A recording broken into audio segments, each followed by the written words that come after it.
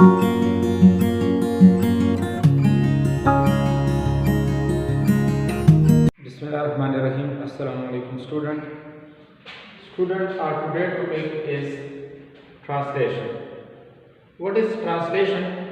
The information or the process in which the information in messenger RNA is decoded in the form of polypeptide chain of amino acid is known as translation. इसका ये मतलब है कि जो हमारे पास messenger RNA होगा इसमें amino acid के लिए सीक्वेंस होती है।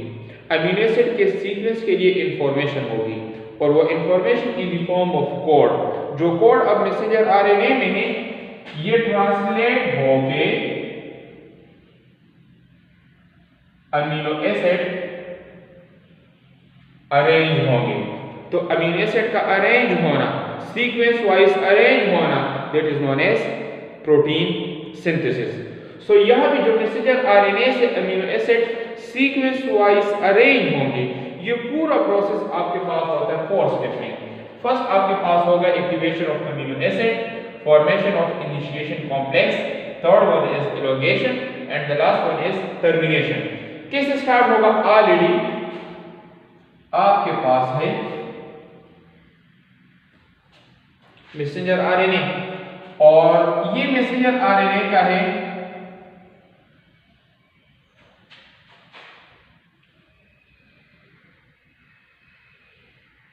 ये मैसेंजर आरएनए का 5 एंड और ये मैसेंजर आरएनए का है 3rd एंड। मैसेंजर आरएनए है तो ये मैसेंजर आरएनए का है AUG स्टार्ट कोडॉन, ये इसका है CUU नेक्स्ट जेनेटिक कोड, ये इसका है GUU और ये इसका है लास्ट जेनेटिक कोड। ये भी आपके पास का है एक मैसेंजर आरएनए है। ये जो जेनेटिक कोड है, ये जो 3 न्यूक्लियोटाइड का जेनेटिक कोड है, इसमें इंफॉर्मेशन है एक स्पेसिफिक अमीनो एसिड के लिए। जिस तरह हमने उस दिन पढ़ा हुआ था कि AUG कौन से अमीनो एसिड के लिए है? मिथ्योनिन के लिए होगा। CUU कौन से अमीनो एसिड के लिए है? That is for leucine. GUU ये होगा किसके लिए? वेलिन के लिए।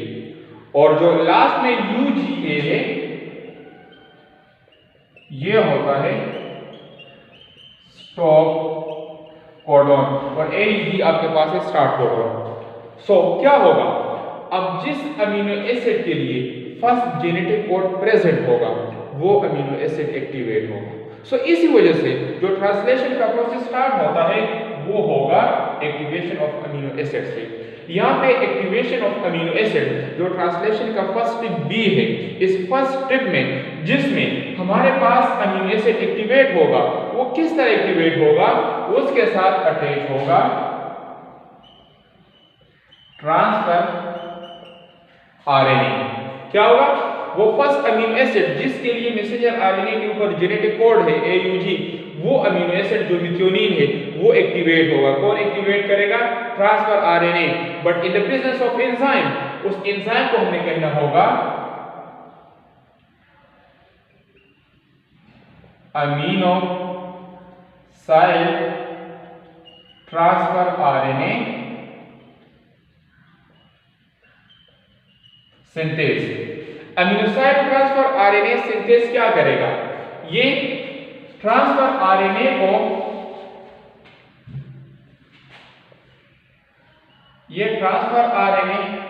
और उस मिथ्योनिन को आपस में बाइंड करेगा। तो जब दोनों आपस में कंबाइन होंगे in the presence of aminoacyl transfer RNA synthase, इससे बन जाएगा अमीनोसाइड ट्रांसफर आरएनए कॉम्प्लेक्स बन जाएगा। अभी आपके पास बन चुका है अमीनोसाइड ट्रांसफर आरएनए कॉम्प्लेक्स। किससे बना हुआ है? ट्रांसफर आरएनए और मिथ्योनिन से in the presence of aminoacyl transfer RNA synthase. फिर क्या होगा? अभी ये तो एक अमीनो एसिड एक्टिवेट होगा, इस तरह जितने भी अमीनो एसिड होंगे वो सारे के सारे इस तरह एक्टिवेट होते जाएंगे। तो ये आपके पास फर्स्ट स्टेप रहा, that is known as activation of amino acid. Second step पे आपके पास है formation of initiation complex. Initiation complex में आपके पास क्या होगा कि आपके पास जो मैसेंजर आरएनए है, एक तो यहां पे आ जाएगा राइबोसोम का स्मॉल सब यूनिट, फिर आ जाएगा अमीनोसाइड ट्रांसफर आरएनए कॉम्प्लेक्स। आपको बता चुका हूं कि अमीनोसाइड ट्रांसफर आरएनए कॉम्प्लेक्स बना होता है ट्रांसफर आरएनए से और मिथ्योनिन से। अब क्या है, ट्रांसफर आरएनए मैसेंजर आरएनए दोनों नाइट्रोजनस बेस के थ्रू बाइंड होंगे, लेकिन क्या है वही बेस पेयरिंग स्पेसिफिक होगी। एडेनिन के लिए क्या होगा, यूरेसिल, थाइमिन केस में नहीं होता। यूरेसिल के लिए होगा ट्रांसफर आरएनए में, एडेनिन गवानीन के लिए होगा साइटोसिन। अगेन यहां पे भी आपके पास डबल डबल और आपके पास ट्रिपल हाइड्रोजन बॉन्डिंग। अब वो नाइट्रोजनस बेस जो आपके पास ट्रांसफर आरएनए के ऊपर प्रेजेंट है, जो बाइंड हुआ है मैसेंजर आरएनए के साथ, इसके इस जेनेटिक कोड को आपने कहना होगा एंटीकोडॉन। ये होगा एंटीकोडॉन। अब वो कोड जो मैसेंजर आरएनए के ऊपर प्रेजेंट है, this will be known as codon. जब ट्रांसफर आरएनए आ जाएगा और राइबोसोम के स्मॉल सब यूनिट के साथ अटैच होगा, तो फिर आपके पास आ जाएगा राइबोसोम का लार्ज सब यूनिट भी आ जाएगा। सो अब क्या है, जब राइबोसोमल सब unit and aminocyte transfer RNA complex and messenger RNA, all these structures are collectively known as initiation complex। और इसको इनिशिएट करने के लिए जो हमारे पास फैक्टर होते हैं, जो एज अ एंजाइम काम करते हैं, that are known as initiation factor, इनको हमने कहना होगा। अब मेरे पास इनिशिएशन कॉम्प्लेक्स बन चुका है। नेक्स्ट स्टेप पे क्या होगा, एलोंगेशन। एलोंगेशन में क्या होगी, amino acid step by step आते जाएंगे। देखिए अभी आपके पास इनिशिएशन कॉम्प्लेक्स है, इसमें अब एलोंगेशन होनी है, अमीनो एसिड की एक चेन बननी है। लेकिन यहां पे जो राइबोसोम है स्मॉल सब यूनिट, इसके 3 साइड होते हैं। फर्स्ट इसका होगा ए साइड, जहां पे ट्रांसफर आरएनए आया हुआ है, पी साइड, और इसका जो फर्स्ट वन होगा that will be of E side. यहां पे जो मैंने लिखा हुआ है कि ए साइड, ए मींस अमीनोसाइड साइड,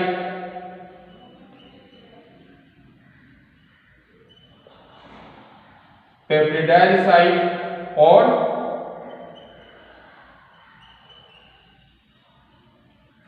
एग्जिट साइड। हम स्टार्ट ले रहे हैं एमिनोसाइड। होगा क्या, ट्रांसफर आरएनए आया हुआ है, अब एलोंगेशन में राइबोसोम इस कोड को रीड करेगा। तो CUU कौन से अमीनो एसिड के लिए जेनेटिक कोड है, ल्यूसीन। तो ट्रांसफर आरएनए इसी तरह ल्यूसीन को अपने साथ बाइंड करेगा, एक्टिवेट करेगा। तो जैसे वो बाइंड हो जाएगा तो क्या होगा, वो ट्रांसफर आरएनए आएगा, अपने साथ लेके आएगा leucine amino acid. Again base pairing होगी, cytosine to guanine, uracil to adenine और यूरेसिल टू एडेनिन। यहां तक है। अभी आपके पास अमीनो एसिड आ चुका है। अब क्या है इसके बाद, गौर से सुने। जो आपके पास पी साइड है, यहां से एक एंजाइम एराइज होगा,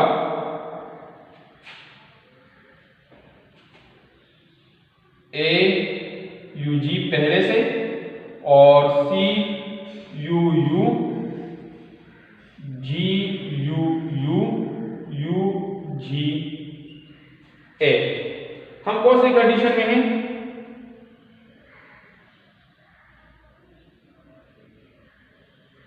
यहां पे भी एक ट्रांसफर आरएनए आया हुआ है जो मिथ्योनिन अमीनो एसिड को लेकर आया हुआ है, और यहां पे भी एक ट्रांसफर आरएनए है जो यूसीन को लेकर आया हुआ है। और मैं आपको बता चुका हूं ये है ए साइड, दिस इज पी, और ये है ई साइड। और उसमें जो पी साइड है यहां से एक एंजाइम एराइज होगा, उस एंजाइम को आपने कहना होगा peptidyl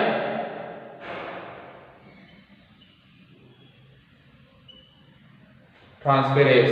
peptidyl transferase, peptidyl transferase क्या करेगा, जो पी साइड में अमीनो एसिड है मिथ्योनिन, इसको यहां से सेपरेट करेगा, और जो ए साइड में सेकेंड अमीनो एसिड आया हुआ है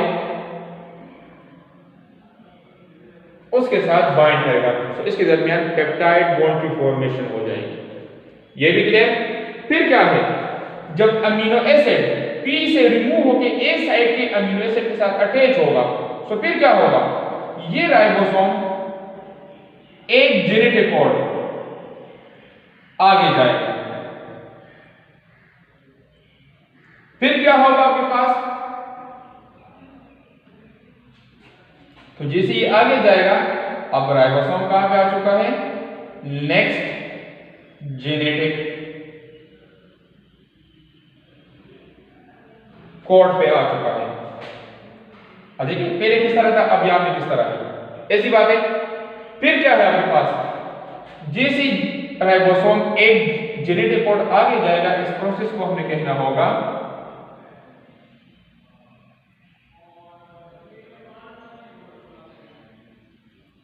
ट्रांसलोकेशन। जब राइबोसोम इस मैसेंजर आरएनए के ऊपर मूवमेंट करेगा, इस प्रोसेस को आपने कहना होगा ट्रांसलोकेशन। अब क्या है, जैसे ही राइबोसोम एक जेनेटिक कोड आगे जाएगा तो जो साइट है वो भी चेंज हो जाएंगे। अब जहां पे जेनेटिक कोड एक्सपोज हो चुका है, this will be now known as A site, और जहां पे ट्रांसफर आरएनए प्रेजेंट है, this will be of P site. अब ये वो ई साइट है, या भी जो इन ट्रांसफर आरएनए होगा वो यहां से सेपरेट हो जाएगा। क्लियर यहां तक। अगेन वही बात, राइबोसोम अब GUU को रीड करेगा। जैसे GUU कोड रीड होगा, मैसेज मिलेगा कि इसको ट्रांसफर आरएनए को, और वो GUU वाला अमीनो एसिड लेके आएगा। GUU किसके लिए है, वेलिन के लिए है। तो यहां पे जरा देखें कौन सा अमीनो एसिड आ रहा है, वेलिन, जिसको मैं V से रिप्रेजेंट कर रहा हूं। अगेन बेस पेयरिंग होगी, अगर गवानीन है तो यहां पे साइटोसिन यूरेसिलेस और एडेनिन यूरेसिलेस और एडेनिन आपके पास। अब क्या है आगे देखें, सेम चेंजेस होगी। ये अब वो पी साइड है और ये है ए साइड। पी साइड से अगेन एक एंजाइम एराइज होगा, पेप्टिडाइल ट्रांसफेरेज। पेप्टिडाइल ट्रांसफेरेज उसी तरह पी साइड से अमीनो एसिड को रिमूव करेगा। देखिए दो अमीनो एसिड है, मिथ्योनिन और ल्यूसीन। जैसे ही यहां से इस दो अमीनो एसिड को ट्रांसफर आरएनए से सेपरेट करेगा, ये to amino acid A side में जो अमीनो एसिड है उसके साथ अटैच होगा। सो ये आपके पास होगा leucine and this will be of methionine. Point समझ आ रही? अच्छा अब देखें, अब ये कोड भी रीड हो चुका है। नेक्स्ट स्टेप में क्या होगा,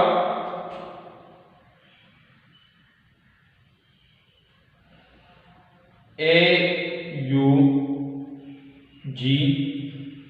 CUU GUU और UGA। अब क्या होगा, राइबोसोम एक जेनेटिक कोड दोबारा आगे जाएगा, क्योंकि कोड तो रीड हो चुका है, तो राइबोसोम फिर आपके पास हो जाएगा।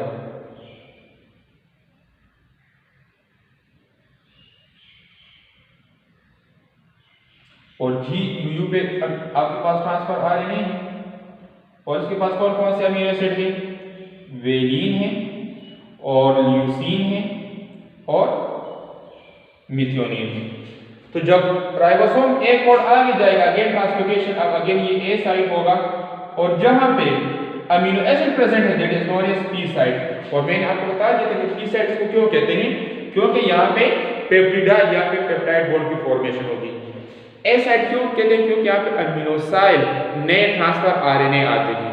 अब अगेन यहाँ पे जो अब ट्रांसफर आरएनए है ये कौन से साइट पे है, ई पे है ना, तो ये यहाँ से एग्जिट हो जाएगा क्योंकि अब इसकी जरूरत नहीं रही।